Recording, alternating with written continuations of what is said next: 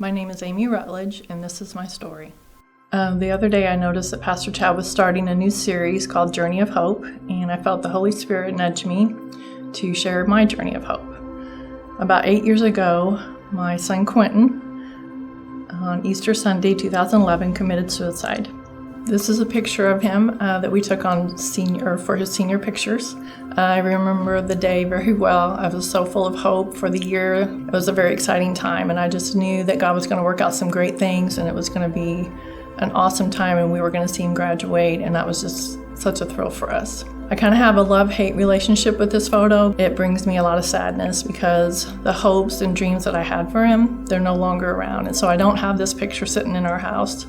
It's just a reminder of what could have been, what should have been, and what was stolen from us. About 5 years before that event, I was filled with the Spirit and just fell in love with the Word. I was so thrilled to just spend as much time as I could in the Word, and I remember believing some certain promises for Quentin. In Isaiah 54 it says, "All my sons will be taught by the Lord, and great will be my children's peace." I believed that for him, and I trusted that word for him so many times because I knew God had a good plan for him, and I just didn't get to see it come to pass. And so my heart just got sick. Hope deferred causes your heart to be sick. I became that person. I just got so hopeless myself, and the word deferred means crushed or delayed, and I felt crushed. I just didn't know what happened, what I said wrong, what I did wrong. It just all fell apart.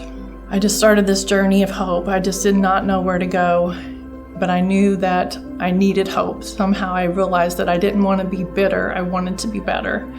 But at the same token, I didn't know how to love and trust a God who I thought at the time took my child or allowed this to happen. But through my journey of hope, these last 8 years, God has done some amazing things, and I'm so thankful.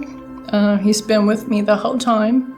There's been so many little things here and there. People he's brought into our life, books, sermons. Coming to this church was a huge one. A couple days after Quentin passed away, I just was thinking, I can't do this. It wasn't even a prayer. It was just like something to myself. I can't do this. And a couple days after that, I woke up, and the first words in my mind were glorious day. And I was like, no way. This is not a glorious day. It's never going to be a glorious day. And I was just like confused as even why that was even in my head. I did really feel like it was from the Lord, but I was not in agreement with it. So later that day I had the radio on, and the song Glorious Day by Casting Crowns came on. And I just listened to the words, and it says, "Living he loved me, dying he saved me, buried he carried my sins far away, rising he justified freely forever. One day he's coming, oh glorious day." That just helped me have hope through that whole process of funerals and all that. I just still was so angry at God. I just did not think I could do this. I could not trust him. And so I went to a couple survivors of suicide meetings, and so many people in that situation, they were stuck. And I knew again, I was like, I want to be better, not bitter, and I need hope. So I just turned from all that and just focused on hope. I bought a book, a devotional named Hope, and every day I read it, whether I felt like it or not. I just read it and just read it. I just tried to do what I could do to be obedient. When I loved the Word of God so much, I could not even hardly stand laying the Bible on my lap, and I could not open it for a long time. I could not read it. But I knew God was my hope, but I still could not figure out how I was going to put all that together. I just wanted to understand in my own mind. And one day God said, "My son died too, you know." And I was like, wow. Your son died for my son so he could be with you forever. So when he lost hope, you could catch him and keep him safe. And that's something I could never have done. I just started from there, just trying to read the Bible and connect with God and do what I could to just figure out everything that I'd learned beforehand was just going to be challenged. I told my husband, who was a total rock through this whole thing, that I was going to deal with my emotions, the feelings, everything. I was going to just do whatever it took to get healed. I was not going to stay here. We started coming here the fall of 2011. I did struggle very much so at the beginning with praise and worship. I would cry out of anger during the whole time. It just really hurt.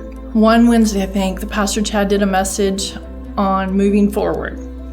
And I knew, as much as it hurt, I was very convicted. I went forward for prayer and just sat on the floor and cried. And Dawn came and sat with me. We just cried for a little bit, but she finally looked at me and said, it's time to move forward.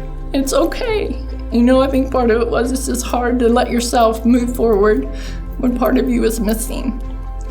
And so that kind of helped steer me on the path of hope. It was just little things like that, little course corrections that made the journey of hope just doable. I remember serving in the cafe the Wednesday after the 1-year anniversary, and Pastor Chad comes to me and says, how are you doing? And I said, you know what?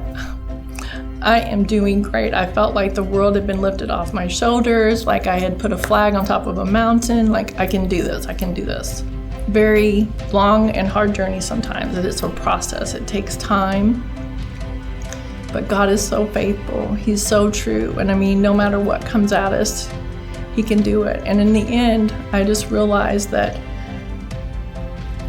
I misplaced my hope. I realized that putting my hope in God, who is faithful and true, was the only place I could put it.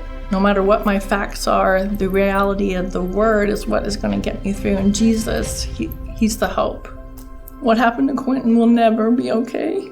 I will never like it. I will hate it always. I will know that it was never God's will. I'm going to be okay. I'm better than okay. I'm happy and I'm joyful, and the Lord has turned my mourning into dancing and my weeping into laughing.